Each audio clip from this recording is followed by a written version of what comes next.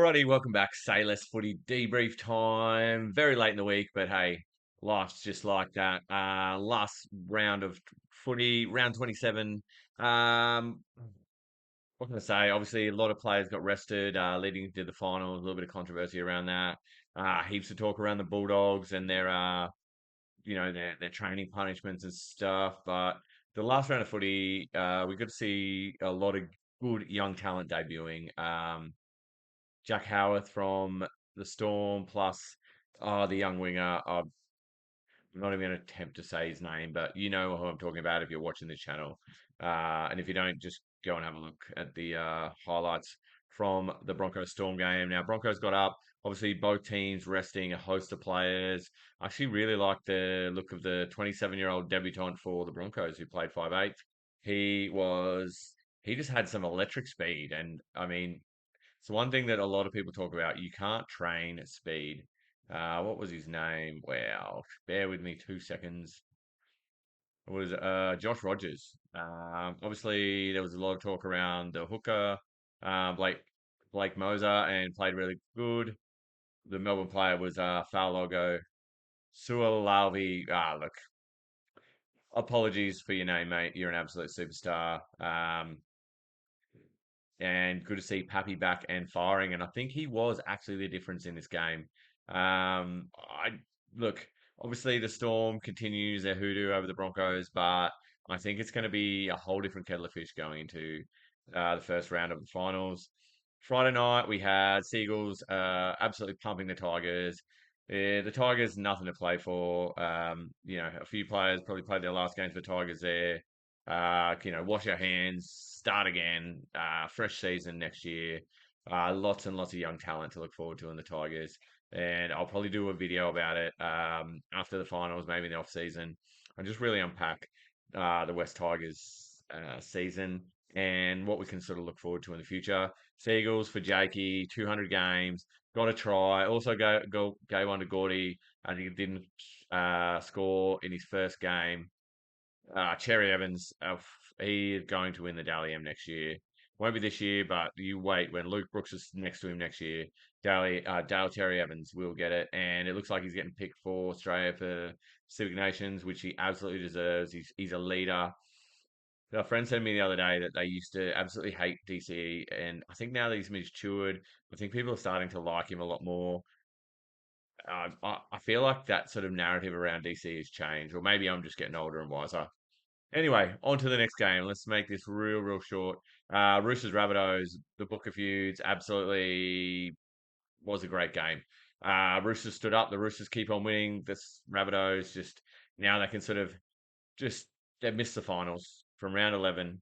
They were the absolute red hot favourites, top of the table, and they've missed the finals. A lot to unpack for the Rabbitohs.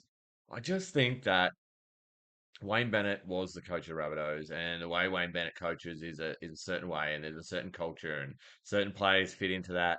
And then obviously JD tries to emulate sort of the Wayne Bennett sort of mentality around it, and I think that he can't do it, and I think it's putting a few people offside because he's trying to be Wayne when he's not Wayne. Like that's really what I think is because Wayne will treat different players differently. But if you've been around the game for 50 odd years, you can get away with that. If you've been around the game for like 10, 15, you're probably not going to get away with that as well.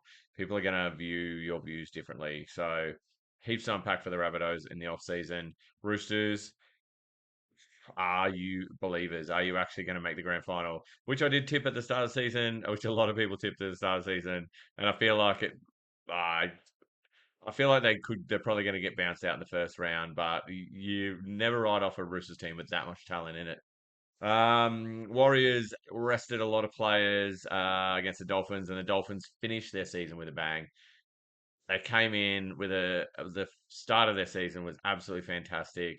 Sort of fell away a bit, but it was sort of good to see the Warriors get a win at the end of the season with a pretty packed Suncorp and their memberships up. Like it's just an absolute success story for the NRL and the expansion. I really think that we need to not just go to 18. I think we need to go to 20.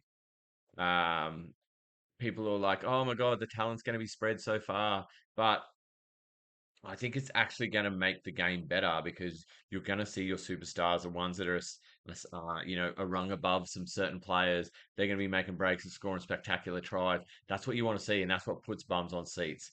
It's not about all these teams that are like, the talent so evenly spread against every team, and there's no way to break the defense down, and you're having these 12-6 games. Like people want to see tries, so I don't think people are going to get lapped. I think there's going to be like you know, I, people aren't going to walk away because the team's getting beaten by bloody 60 once in the season. It might happen once in the season.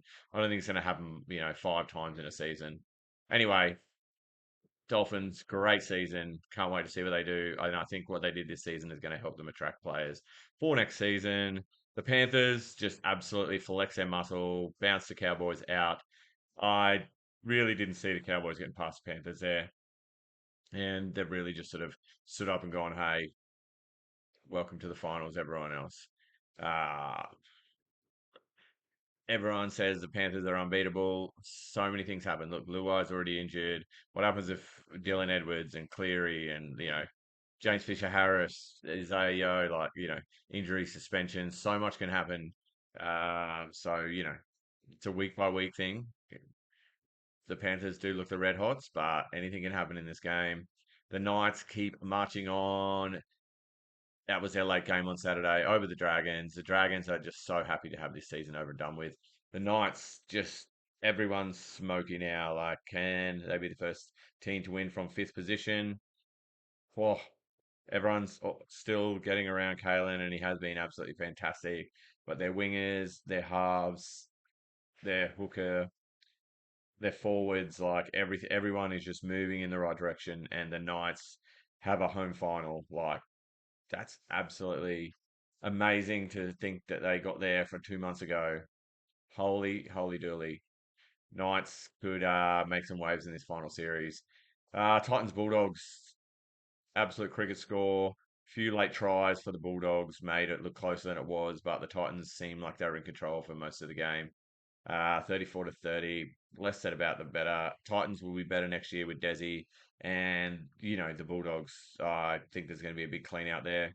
Fatala Marin has been told to look, he can look elsewhere, even though he's contracted all the way to 2025. I think it'd be a good pickup for the Tigers. I think it'd be a good pickup for any team, to be honest. Um, I think he will not be. It won't be hard for him to find a club. And the last game was the Sharks over the Raiders.